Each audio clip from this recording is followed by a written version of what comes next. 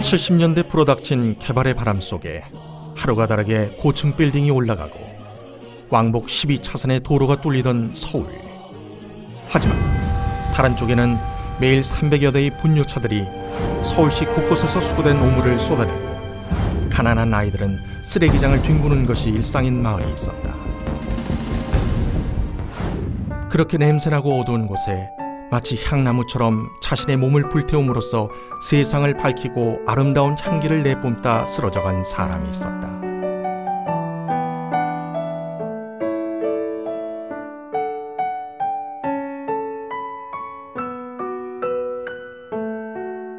경제 발전이란 미명 아래 쫓기듯 떠밀려 도시 편들이 뚝방마을 판자촌에서 하루하루 죽지 못해 살아가는 사람들. 그들을 위해 자신의 생명을 바친 이상양 전도사.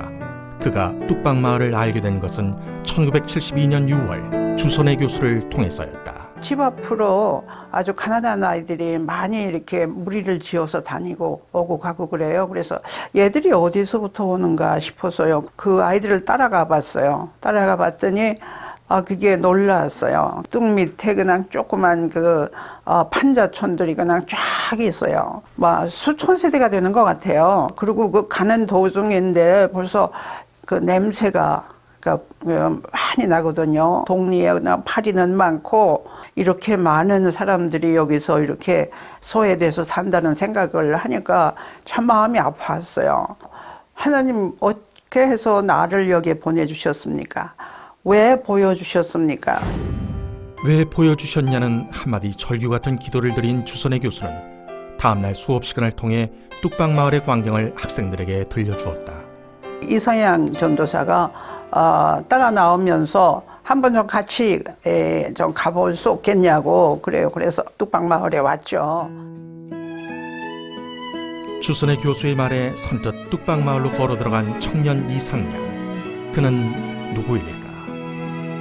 이상양 전도사는 충청도 불교 가정에서 태어난 사람입니다. 말 그대로 좀 상냥하고 아주 부지런하고 얼마나 또 잘 쏘다녀가지고 쌕쌕이라고 하는 그 별명까지 들었던 소년인데, 그가 예수님을 만나게 된 것은 가정예배에 한번 참석을 하게 되죠. 거기서 아주 상당한 충격을 받게 돼요. 기독교 가정이 이렇게 참 행복하고 따뜻할 수가 있는가.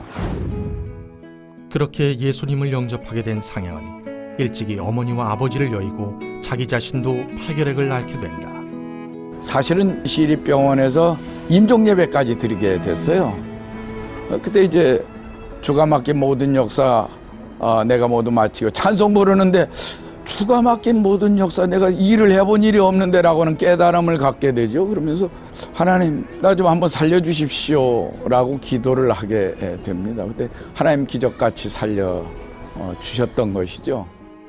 그렇게 기적적으로 살아난 이상양은 하나님의 인도하심을 따라 장로회 신학대학교 기독교 교육학과 3학년에 편입하였고 마치 운명처럼 주선의 교수를 통해 뚝방마을로 들어가게 된 것이다. 이상양 전도사는 그날 일기에 뚝방마을 판자촌의 열악한 환경과 분뇨 처리장의 역겨운 냄새에 이르기까지 세세한 광경을 기록했다. 좁은 골목에 바글거리는 어린아이들, 거침없이 길바닥 채소를 집어 입으로 가져가도 누구 하나 말리는 자 없다. 문득 누군가의 입에서 가나다란 탄식이 나왔다. 이럴 수가. 그렇다. 이럴 수가 있단 말인가. 판자촌의 비참한 삶을 목격한 이상양 전도사는 두 벌 옷도 챙길 것 없이 하루 100원짜리 일세빵을 얻어 뚝방마을로 들어갔다. 판자촌 안에 그 동리 안에 방이라는 게 이 창문은 유리를 못 끼고 비행기에 쓰는 뭐 플라스틱 같은 거래요. 그거고 바닥에는 이제 석탄을 뗄 때예요. 그 방을 이제 얻었어요. 이렇게 해서 마침내 1972년 7월 9일 장로회 신학대학교 망원동 여름봉사대가 뚝방마을 공터에 천막을 치고 봉사를 시작한다. 여름봉사대를 통해 뚝방마을은 활기를 띠기 시작했다. 텐트는 아이들의 공부방이 되고 소년 소녀들은 그곳에서 야학을 했다. 또한 성산천 개울의 다리가 새로 만들어졌고 공동면소 14칸이 새로 지어졌다. 여름봉사대의 꿈만 같았던 시간들이 훌쩍 지나고 2학기 개강 날짜가 다가왔다. 이제 그만 학업으로 돌아가야겠다고 생각하던 그 순간 그 다음 주간에 8월 달에 홍수가 났어요. 집에 물이 다 차고 걸어갈 때 물이 찬 상태로 들어갔다 나왔어요. 버스들도 이렇게 뒷걸음질해서 다 빠져나오더라고요. 비민촌 사람들은 다 잠겨서 초등학교로 다 움직이는 작업을 전 사람이 했어요. 배를 타야 될 형편인데 배가 있어요. 뗏목을 만들어가지고 뗏목을 타고 사람들을 날르고 뭐 아이들을 날르고 그 심부름을 다 혼자 했어요. 그해 망원동 홍수 사건을 계기로 이상양은 뚝방마을에 눌러앉게 됐고 그러면서 망원동의 선교 사역은 좀 더 다양해지고 체계를 갖추게 되었다. 그리고 이상양 전도사와 함께 판자촌에도 기적이 싹트기 시작했다.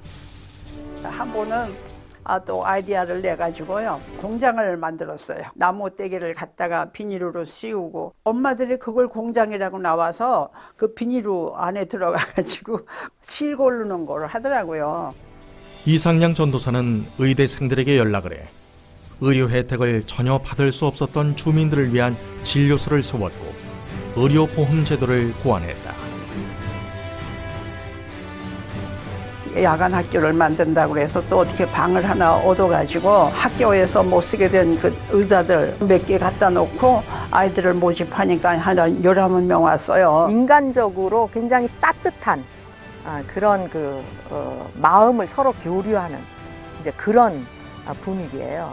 밥도 항상 같이 먹고. 학교와 어린이집 등 학생들을 교육하는 일에 힘쓰던 이상양 전도사는 교회가 있어야겠다는 생각을 하게 된다.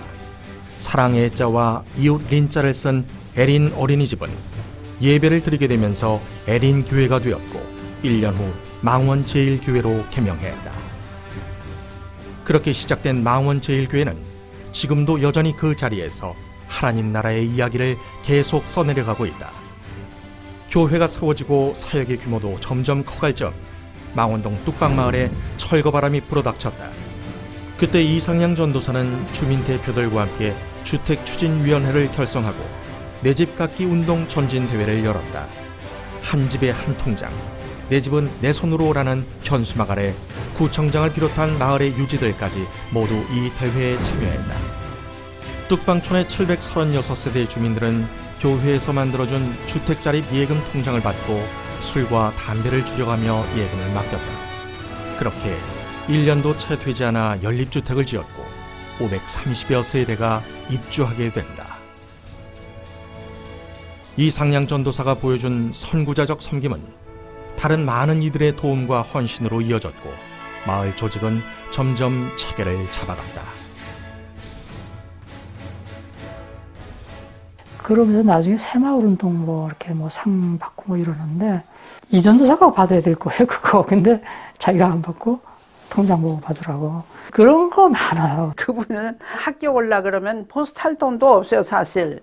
그러니까 이 분뇨 처리하는 그 운전사들하고 사귀어가지고 학교 올 때 그 차를 타고 오는 거예요. 그러면서 전도도 하고 그 사람들도 운전하면서 얘기가 재미있으니까 뭐 이제 얘기들 하고. 폐를 절단하는 수술을 3번이나 받고 늘 가쁜 숨에도 링거를 맞아가며 주민회의에 참석하고 신방을 하는 등 이상양 전도사는 늘 자신보다 그들을 먼저 챙겼다. 성미를 받아가 자기가 먹는 거 아니에요. 뭘 새가 없어요. 없는 사람들, 솥에 불 안 뗀 사람들, 그런 사람들 갖다 주는 거야. 갖다 놓고 자기는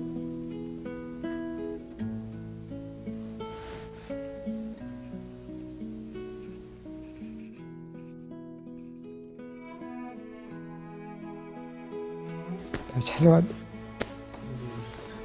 자기는 묵지도 못하면서 그렇게 하시다 보니까 그 폐결핵 환자는 잘 먹어야 되거든요. 고기도 먹고 잘 먹어야 건강해진단 말입니다. 그런데 남은 그렇게 생각하지만은 자기 몸을 너무 돌보질 않았어요. 어렸을 때부터 폐결핵을 앓았던 이상양 전도사는 폐결핵이 재발해 1975년 2차례나 수술을 받았고 1976년 12월 성탄절을 앞두고 세 번째 수술대에 오른다. 이미 막 출혈을 많이 하시고 뭐 얼굴이 아주 창백한 상태로 이렇게 계시는데 뭐 병실에 들어갔는데 아무 얘기도 할 수가 없겠더라고요. 이렇게 반드시 이렇게 누워 있는데 그냥 이렇게 이렇게 조용하게 이렇게 어디를 응시하는 그런 모습으로. 그런데 그 의사가 산소호흡기를 그냥 그 자리에서 빼더라고요. 그러니까 이미 벌써 이제 그 응시하고 이러는 그 순간이 조용히 이렇게 이제 운명한 그런 아마 시점이었는가 봐요. 그래서 눈도 못 감고 들어가셨어요.